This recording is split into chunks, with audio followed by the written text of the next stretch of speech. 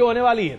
तो श्री कृष्ण बुराड़ी जी जो कि बीजेपी के हैं, और ऐसे दरअसल देखा जाए तो कांग्रेस में 2 लोग हैं जिन्हें मारा जा रहा है कि उनके लोगों ने चुनकर बताया कि भाई साहब अब आप नहीं चल सकते।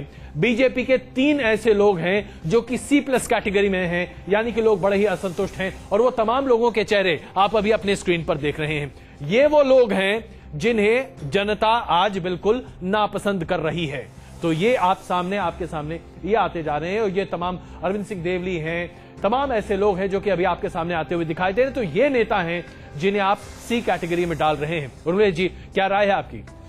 नहीं, ये सर्वे जो है आपका जाहिरा तौर पे इसकी मेथोडोलॉजी क्या है मैं नहीं जानता, लेकिन जाहिर है अगर इस तरह का सर्वे है और वो भी इश्यूज के आधार पर, तो ये जरूर ऑब्जेक्टिविटी इसमें है कुछ, और जनता अपने एमएलए को जाहिर है पसंद करती है, नापसंद करती है, और चुनाव से पहले मन तो जरूर बनाती है। तो कहीं ना कहीं इस सर्वे में हो सकता है, मैं आई एम नॉट श्योर कि मेथोडोलॉजी कितनी इसकी साइंटिफिक है और क्या है, क्योंकि उसका डिटेल मेरे सामने नहीं है, लेकिन एक महत्वपूर्ण घटना है। बिल्कुल। और आइए अब इस सवाल को लेकर चलते हैं। जो हमारे मेहमान इस वक्त हमारे साथ मौजूद हैं, रमेश जी, बीजेपी के विधायकों में से 2 के बारे में, जितने विधायक हैं उसमें से 2 के बारे में तो यही माना जा रहा है कि कहीं खड़े होते हुए दिखाई नहीं दे रहे हैं, उनका चांस नहीं है। कांग्रेस से हालांकि स्थिति बेहतर है आपकी, लेकिन कांग्रेस से कैसे मुकाबला करेंगे इसमें आप?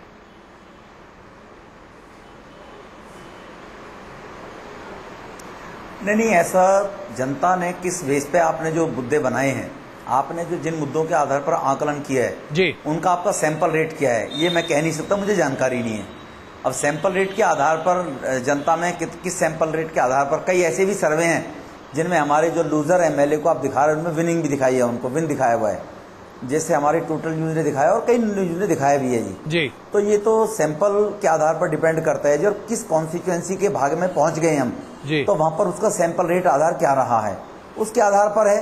लेकिन कहीं ना कहीं कुछ जानकारी ली है तो उसमें कुछ ना कुछ सत्यता पाई जाएगी। 19-20 हो सकता है, 21-19 हो सकता है, लेकिन मीडिया के माध्यम से पहले आगाह अगर ऐसे विधायकों को किया जा रहा है तो लोगों में सक्रियता दिखाकर और अपने कमियों को बताकर वो दूर करने का प्रयास भी कर सकते हैं। चलिए संजय जी, जो अभी हमने सर्वे किया है, जो अभी हम दिखा रहे हैं, उसमें दरअसल हम ग्रेडिंग कर रहे हैं, और ये दरअसल विधायकों का, नेताजी का रिपोर्ट कार्ड है। जो मुद्दे हैं वो हमने सामने अभी रख दिए हैं, उसके आधार पर ये ग्रेडिंग की गई है, जो वहां पर खुद सैंपल साइज के हिसाब से किया गया है। सवाल ये उठता है कि 5 ऐसे विधायक हैं 70 में से जिन्हें वहां की जनता मानती है कि हमें चुन के दोबारा नहीं भेजने वाले हैं। आप लोगों का चांस काफी बनता हुआ दिख रहा है। नहीं, बात आपकी ठीक है, और अच्छी बात तो यह है कि आपने जो ग्रेडिंग की है वो मुद्दा आधारित की है।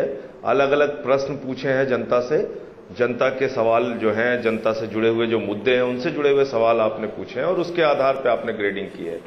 लेकिन अगर आप पूरे दिल्ली में आप देखेंगे तो मुझे लगता है कि कांग्रेस और बीजेपी दोनों के क्षेत्रीय विधायकों से जनता में भारी असंतोष है, क्योंकि पानी की समस्या, बिजली की समस्या, सफाई की समस्या जो एमसीडी से जुड़ी है, और आज देखिए एमसीडी से जुड़ा हुआ एक मामला डेंगू का पूरा फैला हुआ है दिल्ली में। तो इसके कारण कांग्रेस बीजेपी दोनों से असंतोष है जनता में।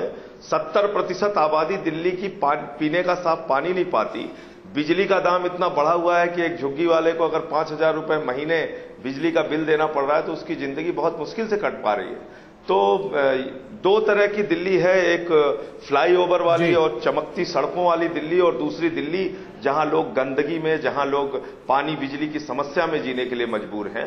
तो मुझे लगता है कि आपने अपने जो प्रश्न पूछे हैं बहुत अच्छे हैं और उसके आधार पे आपने ग्रेडिंग की है। बहुत अच्छा एक मतलब जानकारी लोगों को इससे होगी। बिल्कुल। उर्मिलेश जी, अब सवाल यहाँ ये उठता है कि आज के दिन दिल्ली के लिए सबसे एक बड़ा मुद्दा आपको क्या लगता है जो कि आज वोटर के सोच को प्रभावित कर सकता है? देखिए, मेरे को ऐसा लगता है, असेसमेंट जो मेरा है दिल्ली में, और ये cross section of the people, अमीर गरीब बीच का आदमी, सब में महंगाई। मुझे लगता है महंगाई इतना बड़ा सवाल है, भ्रष्टाचार से भी बड़ा सवाल है। देखिए, भ्रष्टाचार बहुत अपील करता है, बहुत स्ट्राइक करता है सिविल सोसाइटी को, मिडिल क्लास को, पढ़े लिखे लोगों को, मीडिया को भी। लेकिन महंगाई एक ऐसा मुद्दा है जो अमीर, गरीब, बीच का आदमी, मध्य वर्ग जिसे आप कहते हैं, सबको, और लोग वाकई इस सरकार से नाराज हैं, वो है महंगाई। क्योंकि इससे सेंटर की सरकार और स्टेट की सरकार दोनों, इसमें दोनों का किरदार है, दोनों की भूमिका है। दूसरी बात जो संजय कह रहे थे, बहुत इंपॉर्टेंट बात है कि देखिए दिल्ली के इस चुनाव में मैं समझता हूं कि एमसीडी में बीजेपी है जी, और स्टेट में कांग्रेस है, सेंटर में कांग्रेस है। तो जो एंटी इनकम्बेंसी है कहीं न कहीं दोनों को इफेक्ट करता है। एक तरफ बजबजाती दुनिया की बात वो कर रहे हैं, जो पूरी दिल्ली की एक बड़ी आबादी जिस बजबजाती दुनिया में रहती है। दूसरी तरफ शाइनिंग इंडिया है, जो फ्लाईओवर से लेकर चमकती दमकती सड़कें हैं, अच्छी कॉलोनीज हैं। तो कहीं न कहीं कांग्रेस और बीजेपी दोनों के खिलाफ एक माहौल जरूर है, लेकिन हम ये भी जानते हैं कि यही दोनों पार्टियां हैं, इसके अलावा विकल्प नहीं है। जी हाँ, लेकिन तीसरा जो एक चेहरा जो अरविंद केजरीवाल का है जी, इस दिल्ली के चुनाव का सबसे रोचक पहलू यही है कि पहली दफा शायद दिल्ली में चुनाव त्रिकोणीय हो सकता है। चाहे केजरीवाल की पार्टी को जितनी सीटें मिले, कम सीटें मिले, लेकिन संघर्ष को त्रिकोणी बना रहे हैं। पिछली बार बस एक लाइन कि बीएसपी ने त्रिकोणी बनाने की कोशिश की, 14% उस कोर्ट मिले थे, लेकिन सीटें मात्र 2 मिली थी। इस बार बीएसपी में सेक्शनल सपोर्ट था, इनको जो सपोर्ट है सभी वर्गों में है। एक नई बात यह है। बिल्कुल, तो यानी कि संजय जी आपके लिए अच्छी बात आती हुई दिखाई दे रही है।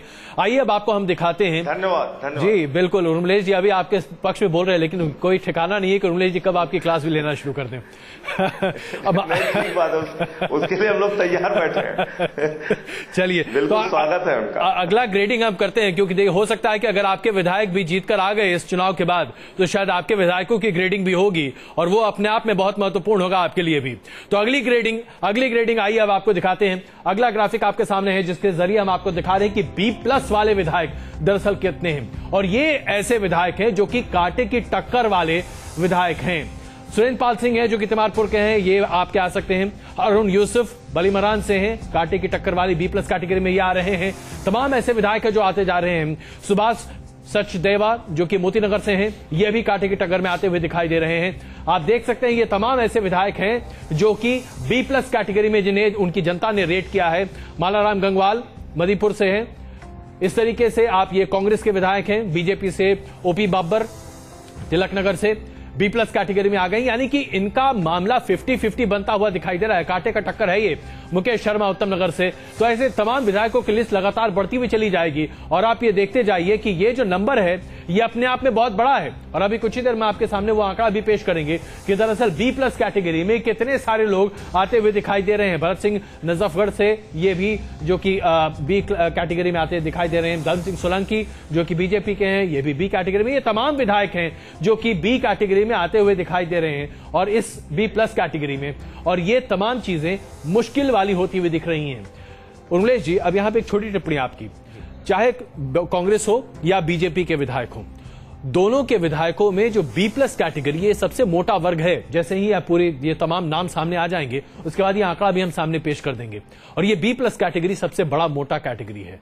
आपको लगता है कि यही चिंता का विषय है दोनों पार्टियों के लिए? बिल्कुल बिल्कुल, ये चिंता का विषय है। इसका मतलब कि कंफर्टेबल कोई नहीं है दोनों पार्टियों में से। और जब इतने सारे विधायक कांटे की टक्कर में फंसे हुए हैं, तो आई थिंक तीसरा जो मोर्चा है या तीसरा जो धड़ा है वो किसी का खेल बना सकता है, किसी का बिगाड़ सकता है। जहां दोनों की स्थिति बहुत कमजोर होगी, वहां वो भी अपना धीरे से रास्ता निकाल सकता है। जी बिल्कुल। तो यहां पर काफी मुश्किल बनती हुई दिखाई दे रही है। जितेंद्र जी इस वक्त हमारे साथ मौजूद है। जितेंद्र जी, लगता है कि उनके साथ संपर्क फिलहाल साधता हुआ नहीं दिख रहा है, जरा दिक्कत आ रही है। उनसे हम दोबारा संपर्क साधने की कोशिश करते हैं। रमेश जी, आप लोग कांग्रेस को सत्ता से हटाने की पुरजोर कोशिश करते दिख रहे हैं, लेकिन जो पब्लिक परसेप्शन है उसमें आप खुद ही विभाजित होते हुए दिख रहे हैं। आपके यहां अभी तक यह भी तय नहीं हो पा रहा है कि आपके मुख्यमंत्री पद के उम्मीदवार के तौर पर हर्षवर्धन जी होंगे या विजय गोयल जी होंगे, या विजय गोयल जी आपके अग्रणी नेता हैं या हर्षवर्धन जी हैं, या उससे भी आगे बात कही जाए विजय गोयल जी एक्चुअली राज्य की राजनीति करेंगे या सांसद की चुनाव लड़ेंगे। तो बड़ी मुश्किल से स्थिति, ऐसे में लोग आपको वोट क्यों दें?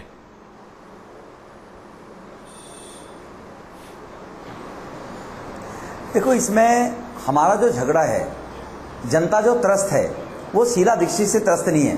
जनता त्रस्त है कांग्रेस की नीतियों से। जनता त्रस्त है कांग्रेस से। महंगाई बढ़ाई है कांग्रेस के शासन ने, जीडीपी ग्रोथ डाउन हुआ कांग्रेस के शासन में, उनकी नीतियों के कारण से। सवाल नेता का नहीं है जी। भारतीय जनता पार्टी में मुख्यमंत्री के 5 या 6 नेता दावेदार हैं, वो बन सकते हैं। और जहां तक सेंटर की बात है, शीला दीक्षित खुद लोकसभा का चुनाव हारने के बाद असेंबली के अंदर आई थी, पहुंची थी 1998 के अंदर जी। हमारी जो लड़ाई है वो कांग्रेस की नीतियों के खिलाफ है, कांग्रेस की तुष्टीकरण के खिलाफ है। और जो जनता त्रस्त है वो कांग्रेस की नीतियों से त्रस्त है।